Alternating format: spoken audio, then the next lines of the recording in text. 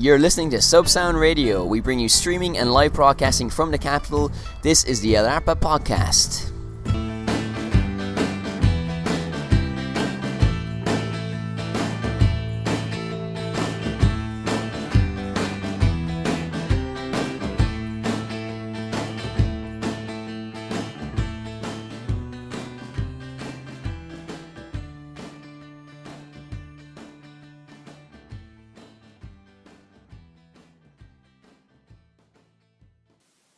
Welcome to the Monday podcast. Just checking on you. How are you doing? Sometimes we do it on Thursday, sometimes Monday, but it's always the Arpa podcast. And with me in studio is Maria. How are you?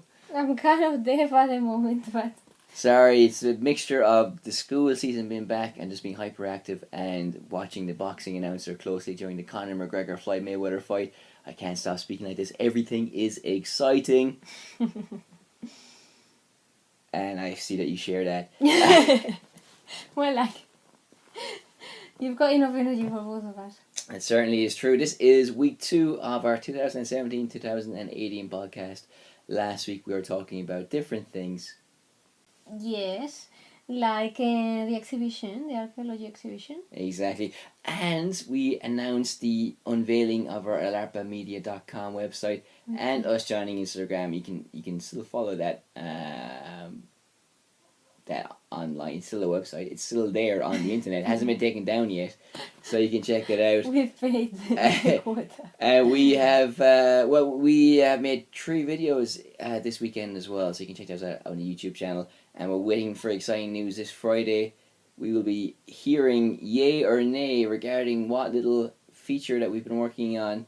A play. Exactly. So what's the deal? What's the context? Who are we waiting to hear from?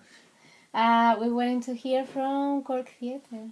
Cork Theatre, exactly, because we've submitted a play to Cork Arts Theatre. Yes. About a play that we've both written. Over the summer, yeah. About a bar in Sevilla and kind of contemplating different things, such as what happens to the bar. You know, when the bar owner retires and he's too old, and his daughter, who's kind of the new generation, goes to Madrid and becomes a journalist. Oh, that's our food! Yes! You tell them what's happening.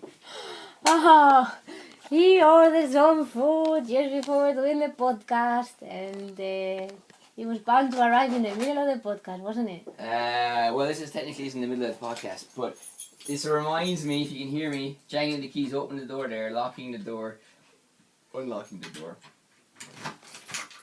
Oh, it's already unlocked. Anyway, because I remember I did that podcast before with the Australian poet, and we got tea in the middle of it. Oh, yeah, that's true. So sometimes that happens. Life happens, even though there's a podcast. Yeah, so. yeah. I know you're not that impressed, and I know I can tell that because you sound like a Formula 1 race when you're not impressed by things. You do the old thing. So we went for the play, which is pretty exciting, and we went to another exhibition today, which we will talk about in part 2. Do you have anything of interest to add? No, because they're just about to ring the doorbell. They certainly are. So, let's get this out of the way, this podcast. Get our listeners, who we don't care about, out of the way so we can tuck into this tucker very shortly.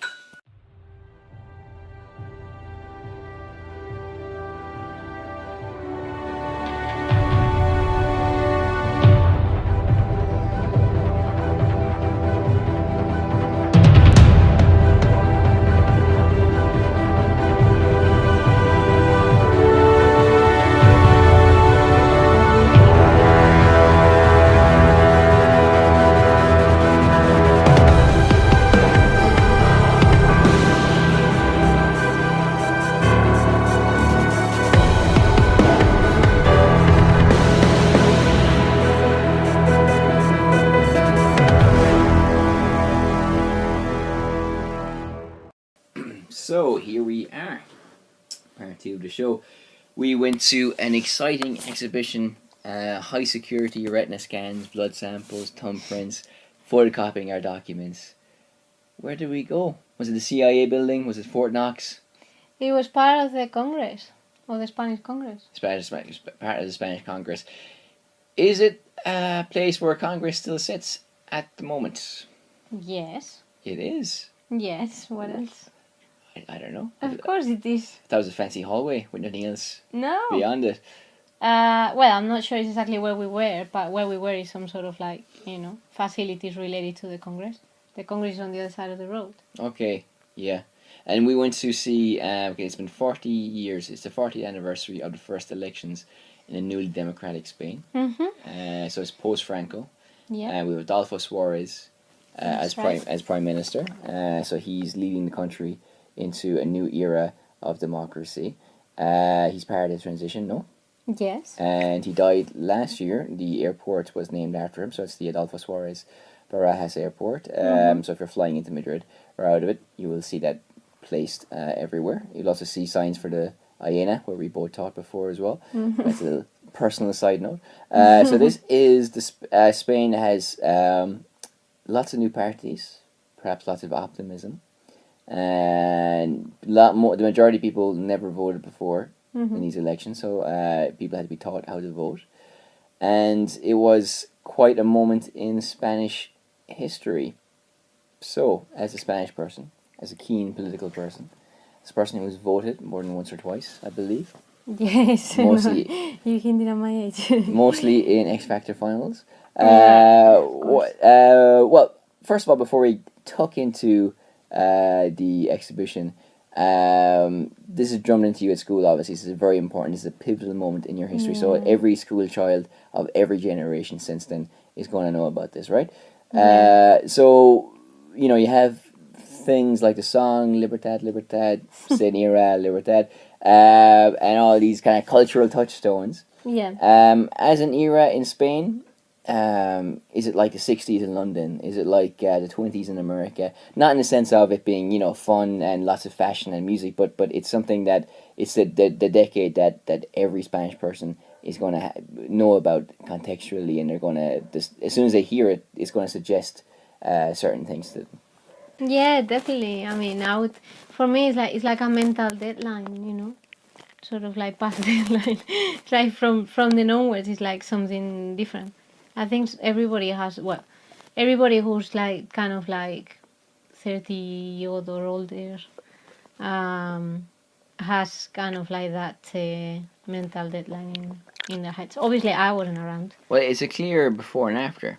Yeah, exactly. So you had Franco and then no Franco, and now you Franco, you had this vacuum, but there wasn't a vacuum as such, because you had Adolfo Suarez in power, and you had a lot of political parties and a huge appetite for this transition.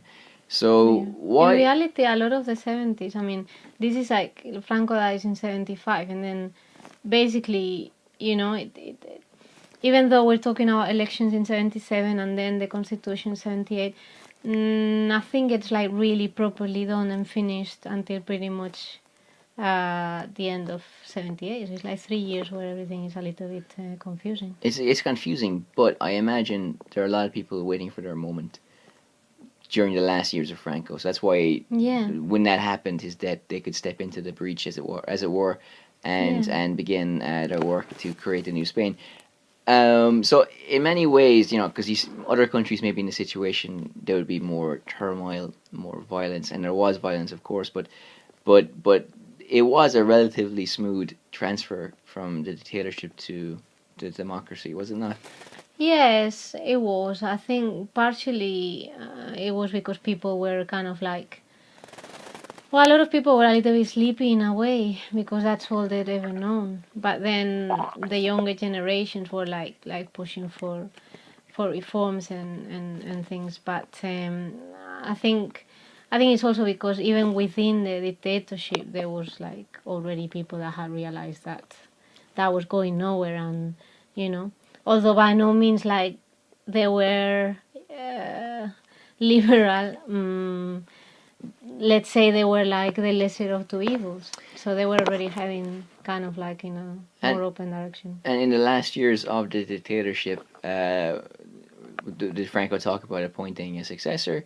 Were people expecting the dictatorship to continue, or was the ground being prepared for political parties and freedom of speech? Not really. I mean, there was always like, Franco had a successor, and to be honest, there's an episode there where kind of like the person who was He was blown up, wasn't he? yeah, that was like the person who was supposed to be the successor, because by the time it was a strange like situation in which there was actually kind of like a prime minister other than Franco's. It was kind of like this strange structure, and that's what he was, and it basically like was thought of as a possible successor, and then well, he got assassinated, so that went out of you know off the table, the possibility.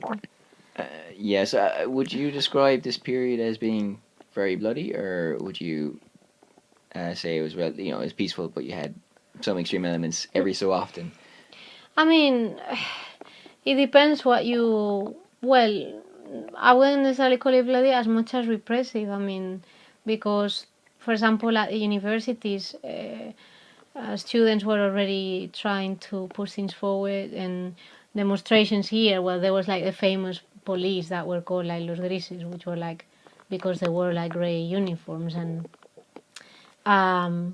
well, some demonstrations started and they weren't particularly liked, and people got really hurt and put in prison and stuff like that because of demonstrating. Well, yeah. Well, I have a student who is an old man at the moment, and he remembers being in university in Franco's days, and how the police would just come in every so often with our horses through the university halls and swing their batons pretty liberally. Well, I've told you before about how the university that I went to is basically where everybody that was problematic got sent. What was like quite far away from Madrid at the time, to get rid of all the radicals. The troublemakers, as they thought of. So you had this explosion after his death of voting and politics and interest in this, and also this explosion of the press, in the sense of the shackles were taken off and they could publish a lot more freely than before. And also the famous movement of La Movida, where you had this kind of social opening up, the society kind of embracing kind of fun and other things. So those two things, how are they remembered today? Well, we're talking any younger generations. I'm not sure what idea they have, because I don't know like how aware they are of like these things. From my point of view, basically the 80s were when I was little, and growing up, and I don't know. It's just like from my point of view, it was a funny period because there was just like like punks with the crest everywhere, and my dad always used to tell me, "Look at them, like they look like cockerels and stuff like that."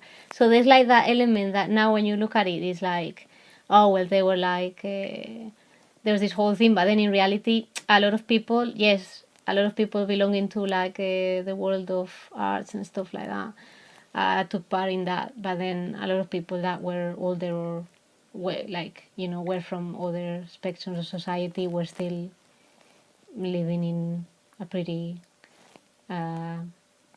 traditional society. We're talking as well of Madrid, La Movida was like promoted in Madrid. And then I don't know. I know, for example, like my parents were living in León at the time, and León was no different in the 80s than it was, before. Which is interesting, because I mean, relatively, of course. Yeah, well, it's interesting because like Madrid is an international city, and those punks became part of a kind of a global anti-establishment thing, either anti-Thatcher in London or even Germany could be against the conservatives there, and Spain obviously we're just talking about the context from which they came from. But also as well, if you look at modern Spain, how different Madrid is from the provinces, and how somebody from the south of Spain might be quite fond of Madrileños or people from Madrid. So it's interesting that in all aspects you have this kind of divorce between what happens in the center of the country and what happens in the region, and not just in Catalonia, in the Basque Country, but even just kind of mentalities and views of the big smoke in the big city and what happens in the regions. Well, I think that's always, that's most often the case in most countries. We have a divide between the capital everywhere else. But usually you have a second city that's also thriving. Yes. Which of course would be Barcelona, I guess, in this case. Yes, but, of course, but that has like other issues associated to it, of course. So. But like we talk about maybe, for example, today you have the left is represented by Podemos or PSOE, and in the past around this time in '77 and thereafter you had other parties of the left. Yeah. I mean, in Leon, in Huelva, in San Sebastian, there must be Podemos voters. There must have been Communist Party voters. There must have been a left in places outside of Madrid, no? So why do you think there was never really a punk movement then in other cities? Or Well, I mean, I'm not saying that wasn't necessarily the case. For example, in Leon, I gave Leon as an example. Probably now the punks of Leon will kill me, but I mean, I was saying it in a way that that was far more visual, because that was what was new and what was developing, of course.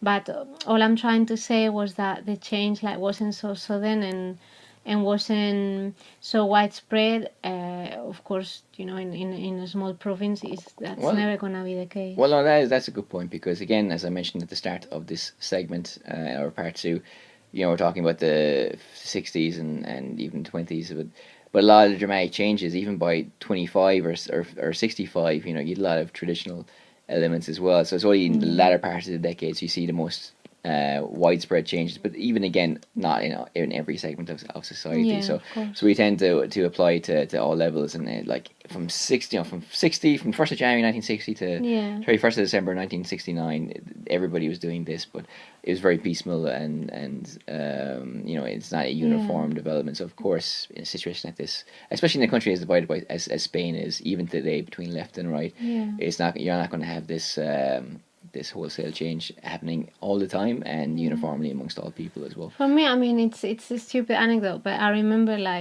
when I was little, Are you sure you want to tell this? Yes, telling my mom about mentioning the Beatles, and do you like the Beatles when you were young? And then she was like, "Oh, we didn't have that here." Yeah. And then I was like, "Oh, really surprised." And then later on, I heard that the Beatles had been to Spain. There were crowds. They were fans of the Beatles. But for example, in my mom's world or environment, she didn't even know of them, or that wasn't a thing for the Spanish public. Yeah. So clearly, there were many. I don't know. I think it's always there's always the danger of making things more homogeneous than they really were. Yeah. Yeah. Well, yeah, it's an interesting. It wasn't stupid. Don't be. Thank you. Don't be beating yourself up for that. Otherwise, I would have cut it off. It was wonderful. I enjoyed it. Did you enjoy as much as I enjoyed your anecdote? The exhibition today. Well, the exhibition today, I mean, was a couple of panels. If you could see her face.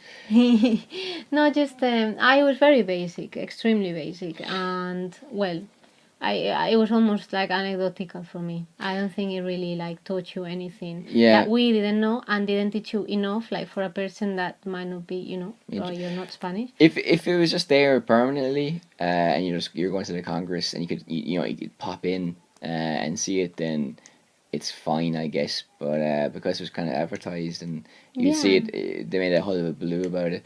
It was fine. I mean, there were I've seen this before where you have a momentous situation like this, and then they try to contextualize it by who was the cycling champion at that time, who won who won the Coldplay race, who was number one in the charts, what was the most popular movie.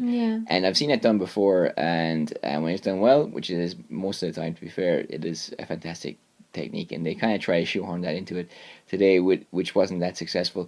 And also no, it was fine, it was grand, but it wasn't educational, and it wasn't really in depth, so I wouldn't really recommend it. But again, it got us talking about this, so I guess it has its place for that. I mean, every year there's an open door day, and you can actually go and visit the Congress, and there's always huge queues, and they explain everything about how everything works, and so I would have thought that would be more constructive.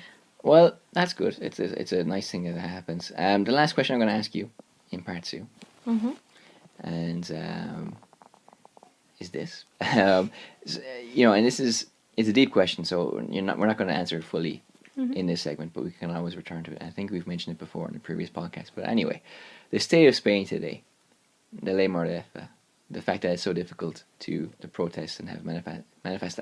Oh, for fuck's sake. Manifestaciones. Exactly, I can speak Spanish. Okay. Yeah, I know. Yeah, Jesus Christ. Anyway, and all these different elements.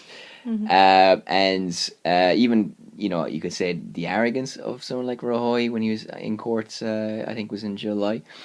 So you have the impunity, these people feeling maybe untouchable, and then other people like ourselves, normal people, maybe without many recourses to protest or to have a difference of opinion.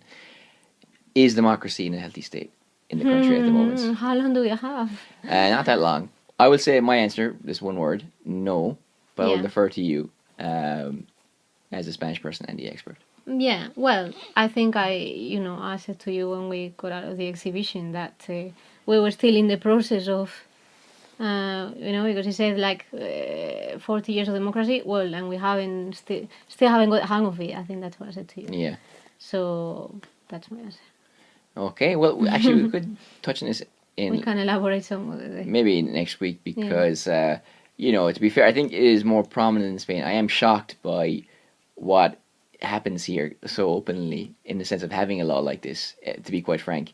Especially in a country like this that is very moany and complainy on the street and very vocal, but then when it comes down to it, this kind of is allowed to happen. Which is also a consequence of the past. Well, I can imagine that, but still annoying though. And but obviously it is a problem in other countries as well, and even in Ireland with the whole Dennis O'Brien thing. If you're not familiar with that, you can Google it, or we'll touch on it in the next podcast. So it's not a thing that's just unique to Spain, but I think the fact that it's so kind of naked and obvious is maybe the most surprising element of it. But as always, if you happen to be in town, you can go see for yourself and say yay or nay to it, and make your own podcast if you want. So anything else? No, nothing else. I think we've alienated enough people.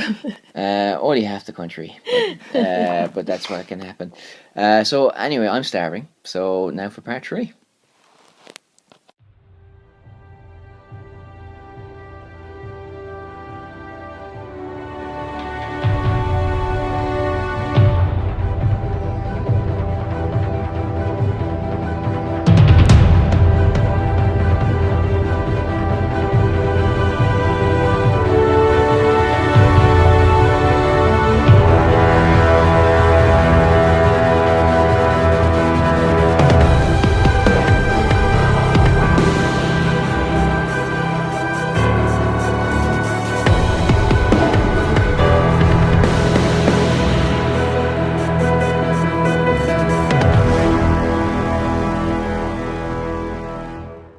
Thank you for listening to our experiences in the exhibition today. This is the end of the show. This is very nascent. The end of the show. This is it. No more. We've been taken off the air by the Podcast Commission of Madrid, which exists, right? I just saying this is the end of the show and the Mary of the show. Yeah. The what? Nothing. It's okay. Okay, I don't know what you're talking about, woman. So the listeners will know. Yeah, exactly. Well, so tune in next week for another podcast. We're going to be doing a lot more crazy things. Well, actually, yes, we have to do another podcast next Monday because I'm being abandoned next Thursday. Where are you going? I'm going to Valencia to an earth building conference, basically. Do you think it's selfish that you're putting your career and your dreams ahead of me, just very briefly? No. Funny. I'll give you a report for the website. Right, funny. Yeah, you're gonna write a blog post for it. I won't read it, but I will publish it. Well. So, okay. Better rancor in That's the office all we here. need. So, alright then. Well, I'm getting so hungry and lightheaded now. So, this is me from the Arpa podcast saying bye-bye. And Maria saying bye. Ciao. You're listening to Subsound Radio. We bring you streaming and live broadcasting from the capital. This is the Arpa podcast.